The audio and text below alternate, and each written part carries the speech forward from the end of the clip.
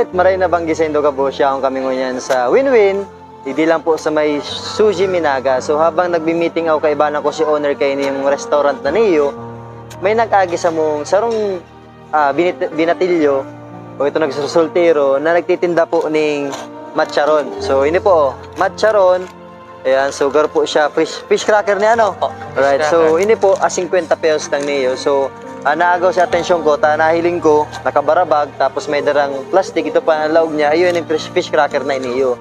So, ngunyan, ang ginibo ko, tig-cover ko siya kasi agwa pa lang siyang nakasakitan kasi si Duan Tugang mo, di ka na nagpapagatas ano? Nagpapadiaper. Ayan, so siya po, pirang edad mo na? 15 years old po, nagkaklase, dyan po sa may triangulo, incoming grade 6 po siya. So, after grade 6, maals ka na ano?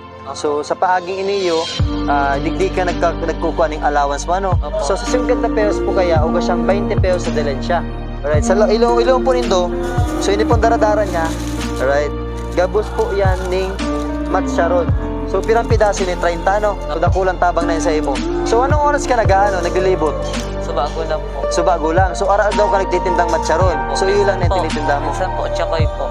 Minsan tsakoy. So, actually po kaya si pamilya niya, si mother niya, tapos si father niya, nawaran trabaho kasi dahil sa pandemic. Ngunyan siya po ang nagbubuhay kang mga tugang mo, ano. So, ngunyan, si ina niya nagtitindang tsakoy. Pag naagyanin do si Russell, so magbakal man ka mong sa iyang matcharon, hindi ka permi nakadestino, ano? Po. Minsan sa Dayangdang. Po. Di ka pa nagrota duman sa DYD. Minsan po, pag may naubos sigdi. Pag naubos. So, aral daw kang titindang araw ganing. Ayan, so, ayan, tabanganin do, kasi pag naagyanin do, bakalan manin do ta. Iyo po yung nagpapakas sa iya, yung nagbubuhay sa tugang niya.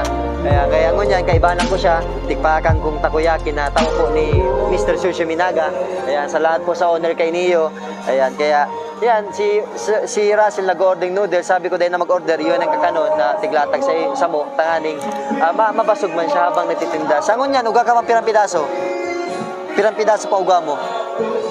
24 pieces pa. 24 pieces pa. May 24 pieces pa siya. Nagbakal na po kung duwa. Kasi sa duwa, may dininsya na siyang 40. Dahil naman po lugi yan. Mayo makukwarta pang bag para ubuson ko yan. Kaya binakalan ko lang siyang duwa. So, inimbag na niyo. Alright. Uga pa yung laog, ng matcharon. So, araw kayo niya ang mahihigos na binatilyo na naghahanap buhay para mabuhay lang sila. Alright. So, yan. Ngunyan, kung sa mga kadalang kang followers, naghahanap siyang naghahanap man siyang mapaklay sa iya, tanganin daw paano makatabang sa pamilya niya. Baka kung kitang followers na mayaman-yaman, tabangan na po si Russell mga klase. Dawa po sa government, okay na po yan. Sa public, okay na po yan. At least, nakulang tabang na yan sa magurang niya. Dahil na siya damagas para magpaklay sa iya. Kaya si Russell, dahil diliwan, parag-aging di sa Win-Win, baka na yun do. 50 pesos lang may matcharong gano'n. Alright, maray na banggi sa Indo Gabos.